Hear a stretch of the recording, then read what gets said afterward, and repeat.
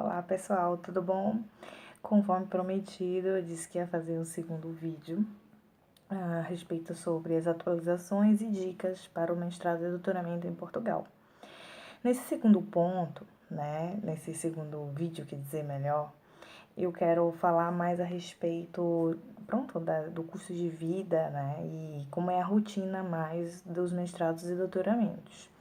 A princípio, os mestrados e doutoramento, o primeiro ano é o ano em que você vai cumprir os créditos, vai ter as matérias onde você vai ter aulas, e muitas das aulas são bastante dinâmicas, são casos jurisprudenciais, aulas didáticas e, claro, apresentações orais em grupo, em dupla ou individuais, no transcorrer desse um ano.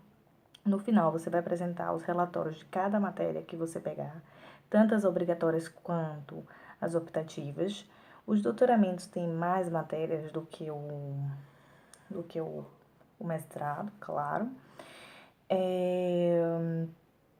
O nível de exigência é mais alto no científico, no mestrado científico, conforme eu estava dizendo, embora para os estrangeiros termina estatisticamente chumbando, como eles falam, perdendo algumas matérias e tendo que recorrer aos recursos finais de cada matéria nos mestrados profissionalizantes. Tá aí uma outra dica para que as pessoas realmente tenham atenção e ver se conseguem entrar no mestrado científico. Porque você pega mais matérias, é mais fácil de você se readaptar a um outro sistema. Então, é mais interessante você fazer o científico, os brasileiros em especial. Dentro dessas rotinas, depois de você ter apresentado os relatórios, que termina as aulas, em julho, você vai ter esse períodozinho para escrever, até iníciozinho de outubro, você tem que depositar os relatórios. Depois de apresentados os relatórios, você fica aguardando aqui até mais ou menos janeiro, fevereiro, que saem as notas, se você foi aprovado ou não. Posterior a isso, você vai abrir uma candidatura, para os aprovados para a segunda fase, que é dissertação no mestrado e tese no doutoramento. Geralmente os mestrados, você escreve em 150, 200, 300 páginas. A média, que eles limitam mais, eles não têm tantas regras como nós temos a da ABNT. Segue uma linha a mais das regras metodológicas de Vancouver. Vocês vão ter mais ou menos um período de uma quantidade, na verdade, que eles programam e limitam de palavras. Isso tanto as do rodapé quanto da própria página que você for escrevendo. Entre 40 mil a 80 mil palavras no mestrado, na dissertação de mestrado. Já o doutoramento, já as pessoas geralmente é de 400 páginas a 800 páginas, fica mais ou menos nessa média. O doutoramento. O doutoramento, claro, tem mais tempo para escrever do que o mestrado. O mestrado é um ano para escrever em regra. Tem algumas universidades que vai ser 6 meses, mas em regra é um ano, pode ser prorrogado. Lógico que você tem um custo para prorrogar por mais 6 meses e se você vê que não dá, por mais 6 meses. Então, só pode prorrogar um ano. E no doutoramento, você tem 3 anos para escrever, O total, 4 anos. Eu vou dizer uma realidade para vocês. Dizem-se que o mestrado é 2 anos, o doutoramento é 4. Mas esses períodos intercalados, de matrícula, guardando nota, quando você for ver, demora, na realidade, o mestrado 3 anos e o doutoramento 5 anos. Porque você, depois de depositado, fica aguardando para a defesa. E, geralmente, as defesas demoram um pouquinho para eles chamarem, sabe? De 6 meses a um ano. Então, pode correr nesse meio tempo muito mais tempo do que imaginamos, achando, em 2 anos vou estar lá com o título tudo bonitinho. Depende também de cada pessoa, Quanto mais você acelerar a tua parte de dissertação, mais rápido também, você pode terminar o mestrado ou o doutoramento. Bem, essa aí é mais ou menos a rotina, do mestrado e doutoramento. Quanto aos custos de vida, Portugal é um dos países mais baratos, sim, para morar na Europa. É super vantajoso, não tenho receio de morar em quartos. Não é a mesma coisa de você, pronto. Eu sei que os brasileiros têm um bocado de medo, porque não estão habituados a isso, né? A gente fica pensando, porque nós estamos em um país onde a criminalidade é alta, então a gente fica com aquele receio. E eu nunca vi lá, morei em 3 lugares diferentes por 2 anos, e nunca vi ninguém comentar, alguém entrou no meu quarto e roubou qualquer coisa. Não. É o quinto país mais seguro, independente de ter muitos brasileiros lá, mas a maioria é de um outro nível, onde você vai estar convivendo. Mas pronto, os quartos tem 2 tipos. Tem pessoas que conseguem os quartos através das universidades. As universidades têm prédios inteiros, entendeu? De alojamentos, onde tem cozinha compartilhada, tem banheiro compartilhado, mas você pode optar pelo quarto individual ou pelo quarto de compartilhado com outras pessoas. Os compartilhados são mais em conta, né? Mas pronto, as pessoas nesse alojamento de faculdade fica variando o preço entre 150 e 200 euros. Sendo que agora eles inauguraram novos alojamentos e estão um pouquinho mais caro esses alojamentos, chegando a mais ou menos 300 euros. Mas um quarto particular onde você pode alugar e escolher, né, com quem alugar, arrendar esses quartos, fica nessa faixa também, 250, 300, 350 até 400 euros. Vai depender da localidade, né? Quanto mais próximo do metro, quanto mais centro, né? É mais caro, até porque você não vai precisar tanto de transporte. Então, vai depender daí.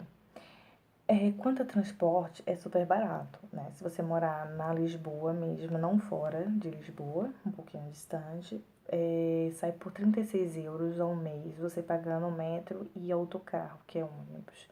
Você pode pegar à vontade de domingo a domingo. Então, assim, é muito em conta. E o transporte público deles é excelente. Um outro ponto é que todas as universidades lá, em regra, têm uma estrutura maravilhosa para alimentação para os estudantes. Até porque as pessoas, tanto que vai fazer licenciatura, quanto mestrado, quanto doutoramento, têm uma atenção. Lá você não diz assim, eu quero fazer uma licenciatura de manhã e pronto, à noite pronto. Não, geralmente as aulas são assim, distribuídas. Hoje você tem aula amanhã e tem uma outra aula à noite. E às vezes no outro dia você tem uma aula à tarde e uma aula à noite. E assim por assim vai. Então não dá para as pessoas se reorganizar e dizer eu vou trabalhar. Você pode sim trabalhar lá como part-time. Existem muitos tipos de serviço part-time, né, fora da área, onde as pessoas conseguem. É muito difícil você estagiar nesse período que estiver estudando na sua área, porque os estágios geralmente são de 8 horas. E pronto, não tem como você fazer um estágio de 8 horas, sendo que tem dias que você tem aula amanhã, no outra tarde, na outra noite, então assim, não tem essa organização, né? Essa coisa linear determinada na sua vida. Então você vive na faculdade. Mas a faculdade tem muita estrutura, tem cacifes para você guardar suas coisas. Você pode alugar o cacife mensal ou todos os dias, quando você for, você bota 1 euro e no fim do dia você tira suas coisas e retém o teu euro, 1 euro novamente. Pronto, como normal ter estrutura, principalmente na alimentação. Eles têm muitos bares, além de que Lisboa tem, na universidade, na cidade universitária, em Lisboa, existe uma cantina que é um sonho para os estudantes. Todos vão almoçar lá por 2,60 euros. O almoço é super completo, tem 3 cantinas, tem uma outra que varia, né, um pouco mais cara, mas nada que passe 5 euros.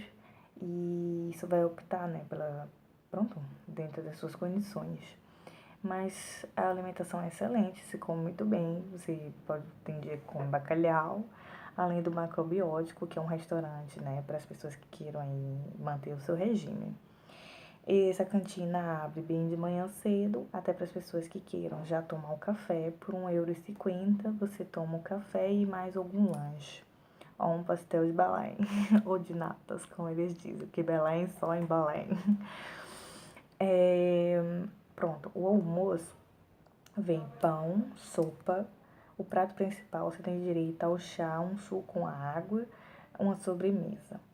Então, assim, por R$ 2,60 é muito barato. Você come muito bem e ainda pode repetir o prato. E na mesma cantina você também pode jantar no final do dia. E pronto, dentro das universidades, seja de direito, de farmácia, de letras, né, de odontologia, de medicina, todos também têm suas cantinas internas. Independente de ser Lisboa, Porto, todas as universidades em Lisboa têm muita estrutura. E para quem queira levar alimentação de casa, também tem onde esquentar prato.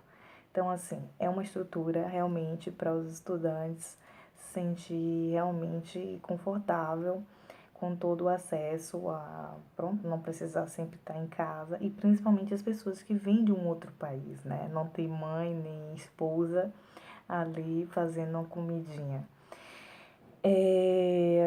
E é super em conta, além de ter uma academia também universitária. Então, assim, você vai para a universidade de manhã, que lá tem tudo, tem academia, lá mesmo você toma banho, lá mesmo você toma um café, lá mesmo tu almoça. Tem as bibliotecas, que é uma das grandes vantagens, na qual eu indico para as pessoas que vão fazer mestrado e doutoramento. Se puder e tiver condições, fiquem o segundo ano lá. As bibliotecas têm uma capacidade de te fornecer qualquer tipo de material, de qualquer lugar e em qualquer idioma. Então, assim, eu mesmo senti muita dificuldade, até porque as pessoas que buscam o mestrado lá e o doutoramento tentam buscar algo bem mais específico do que fazer um mestrado geral, como eu falei no primeiro, eu fiz uma crítica, né, aos mestrados do Brasil.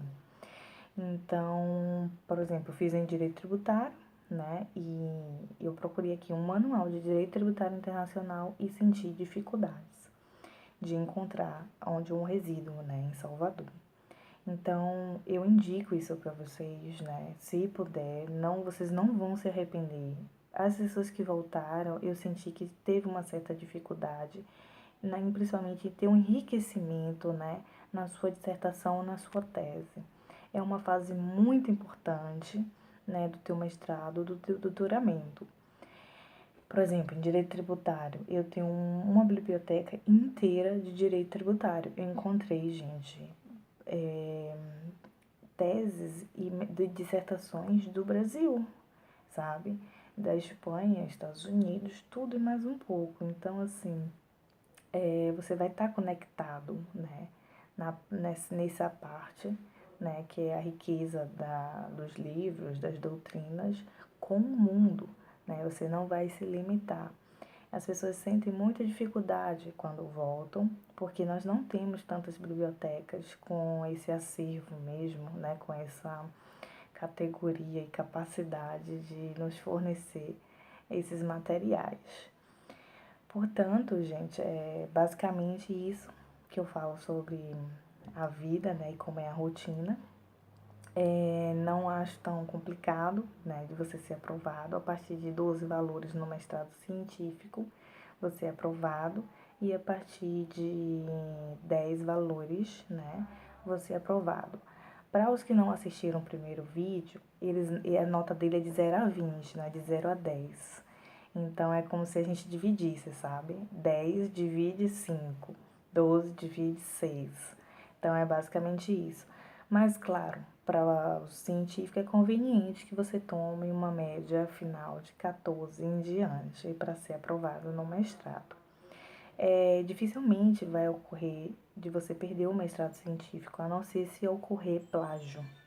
É uma das questões que as pessoas, né, apontam que pode acontecer. Mas, se caso isso acontecer, no primeiro ano já, quando você finaliza os créditos no mestrado ou no doutoramento, você já pode requisitar a certidão de especialista, né? E isso para quem vai retornar ao Brasil.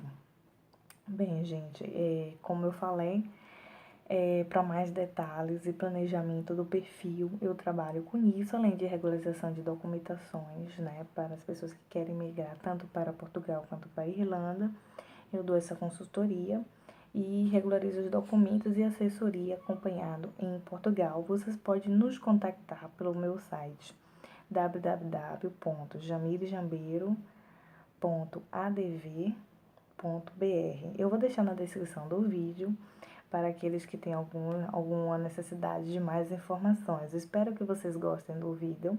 Para quem não assistiu dicas e atualizações das vantagens, né, do mestrado e doutoramento em Portugal, por favor, assistam para até compreender o segundo vídeo. Obrigada pela atenção e dá um like aí, gente. Beijo.